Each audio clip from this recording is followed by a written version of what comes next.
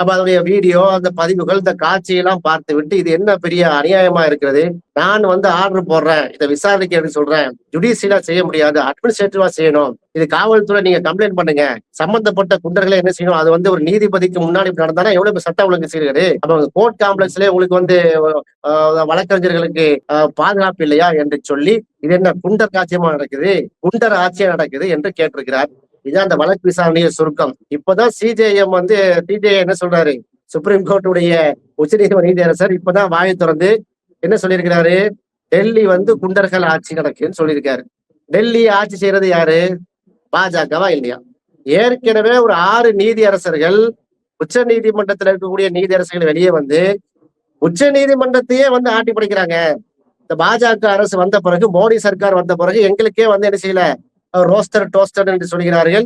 அங்கே வரக்கூடிய எங்களுடைய வழக்குகளை வந்து விசாரிக்கக்கூடிய இவங்க தான் விசாரிக்கணும். கொலிஜியத்தையே வந்து கண்ட்ரோல் பண்றாங்க. எங்களுக்கே வந்து நிறைய அழுத்தம் கொடுக்குறாங்க சொன்னாங்களா இல்லையா?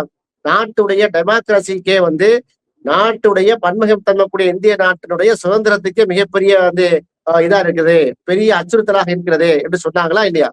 அப்ப நம்ம நாடு வந்து சுதந்திர நாடு, இந்த நாட்டுல வந்து என்ன செய்ய பேச்சு உரிமை, எழுத்துரிமை எல்லாம் இருக்கு, அதை சப்ரஸ் பண்ணாங்கன்னு சொன்ன அந்த உச்ச நீதிமன்றத்துலதான் இப்ப புதுசா வந்திருக்கக்கூடிய சூரியகாந்த் அவர்கள் குண்டர் ஆட்சியா நடக்குது என்று கேட்டிருக்கிறார். இந்த கேள்வி வந்து மோடி சர்க்காருக்குள்ள கேள்வி, பிரதமர் மோடியை நோக்கிய கேள்வி, நாட்டை நோக்கிய கேள்வி.